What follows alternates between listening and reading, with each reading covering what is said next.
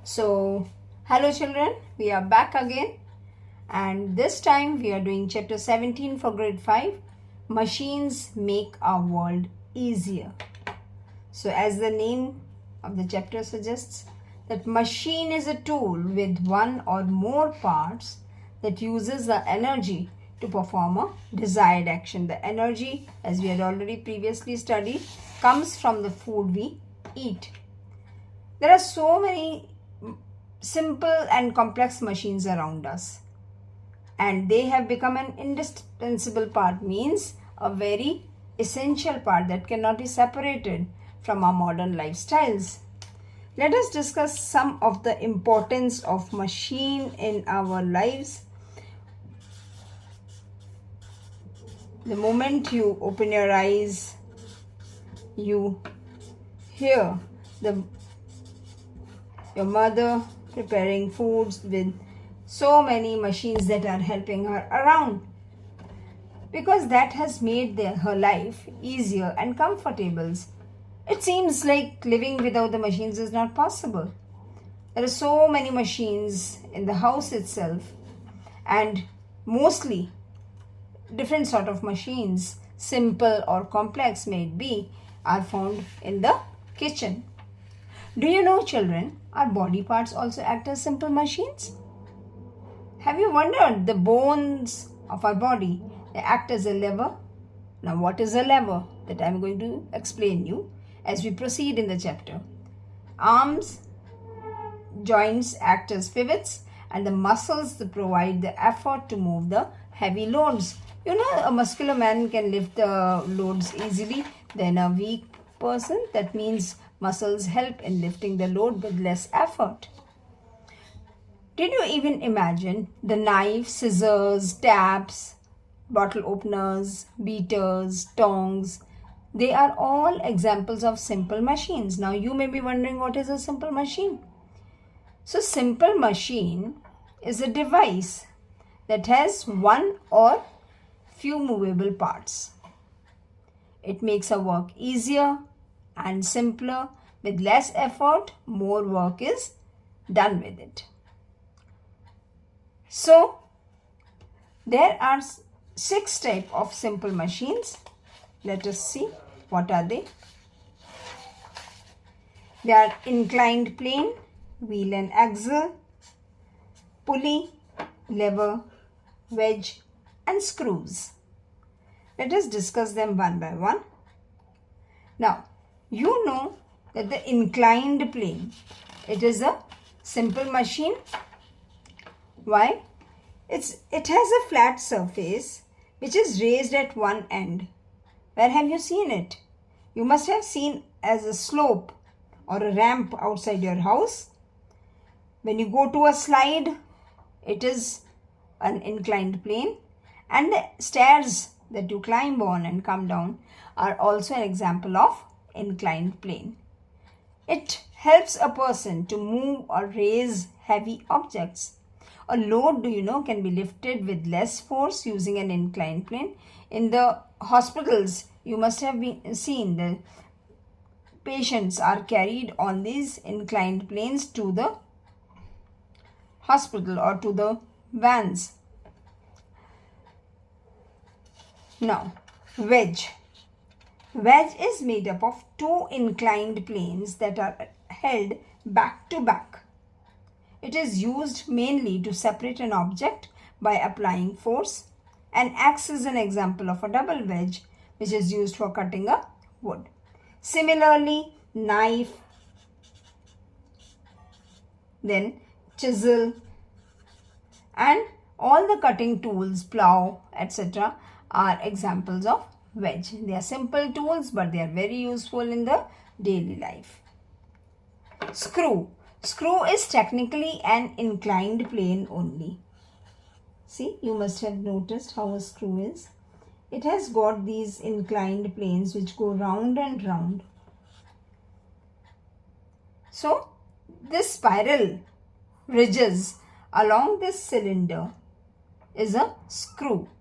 These ridges are called the threads of a screw, and when they are inserted into a wood or a wall, they fix the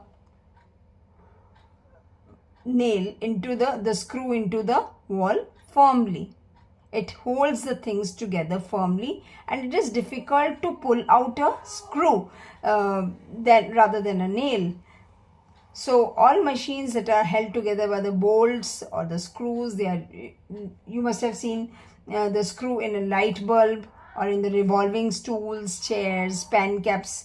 Pen caps is an example of screw. Let us move to pulley. What is a pulley? In villages, you must have seen a small wheel which has got a grooved track like this. And this grooved track, on this a rope passes to pull water. So this pulley is a circular lever. This acts as a lever with wheel rotating freely. In this, the wheel is rotating freely on the axle. This is the important point to note. In a pulley, the effort is applied in one direction and the load moves in the other direction. You are pulling the rope down and the bucket is moving up. These are used in flagpoles, in the curtains, in the sail mast of the ship, and to draw water from the well. Okay. The pulley makes lifting easier. You can lift things easily with the help of a pulley because more section of the rope is supporting the weight, and also the gravity is also helping in pulling the thing. Next we move to wheel and axle, which is the most important. Wheel is the most important invention of man. Why? Because all the modern machinery, they are made up of parts which involve a wheel. But when this wheel has a rod attached to it, which is called the axle, it becomes a simple machine. Cars, bicycles, windmills, your doorknobs, water wheel, egg beaters, potter's wheel, they are all examples of wheel and axle. Now we come to an important machine which is called a lever. Now what is lever? A lever is also a machine which has got a straight bar that moves on a fixed point.